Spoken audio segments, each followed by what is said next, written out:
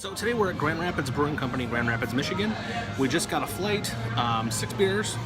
Looks pretty darn good. We're going to start off with the Silver Foam, which I just tried. It was very interesting. Incredibly light beer.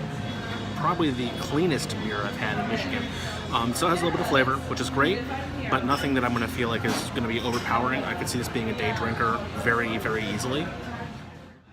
Next up is the Ison, which is a traditional German-style Weiss beer.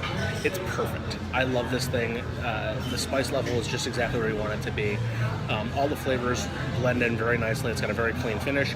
You don't feel anything chalky, which can be a problem with wheat beers. We've had a few really chalky wheats here in Michigan, and this one is not one of them.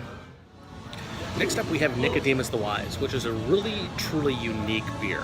It's almost like drinking a cocktail. If you were the kind of person who is taking to a bar, specifically Grand Rapids Brewing Company, and you're more of a cocktail person, this might be your go-to.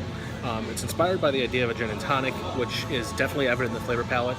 There's also some interesting cucumber notes in there, which makes it weirdly refreshing.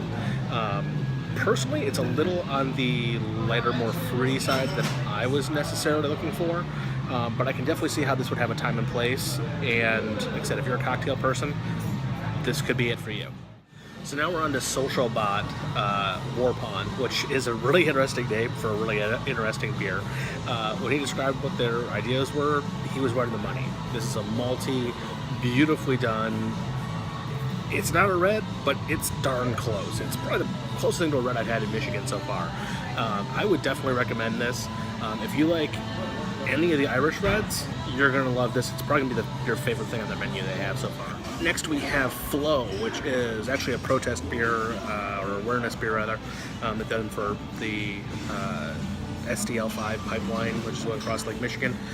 It's an interesting cause. I always like to try beer that's got a cause behind it, which is awesome. This is by far the hoppiest, piniest beer they've got in the menu, at least the one that I've tried so far. It's really quite tasty. If you are not a big IPA fan, you might want to stick away from it. If you are a big IPA fan, you might have just found the next love of your life. Alright, so I'm not a huge fan of Saisons or sours, but theirs is actually pretty good. It's called Lumiere. It's a very clean, filtered sour.